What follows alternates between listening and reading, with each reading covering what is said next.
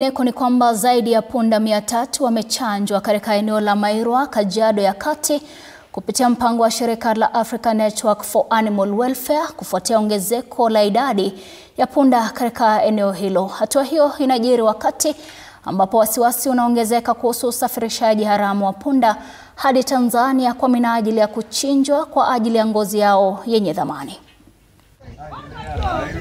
Kati ya mifugo nimeona punda ndio wa faida kushinda hata mifugo, na sema hivyo.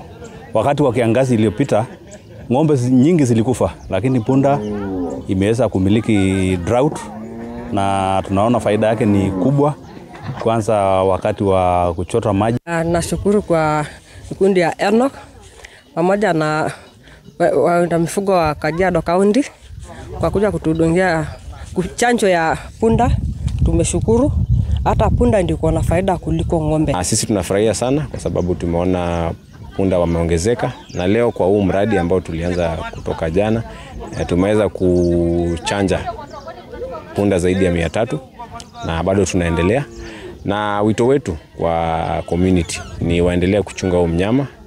Tumekuwa tukipata kesi ambazo zimekuwa zikisema kwamba kuiba kwa punda umeongezeka, na pia kuna punda ambazo wanasafirishwa kutoka nchi jirani ya Tanzania kuingia Kenya. Mtu akishikwa akisafirisha punda kuna faini zenye anapigiwa ama aweze kufungwa kwa miezi 6 mpaka mwaka mmoja. Kwa hivyo mtu ajue kwamba akisafirisha kwa njia isiyofaa ataweza kufanya nini? Ataweza kuadhibiwa na sheria. Na sheria iko, yani animal welfare iko kabisa Kenya, na iko katika sheria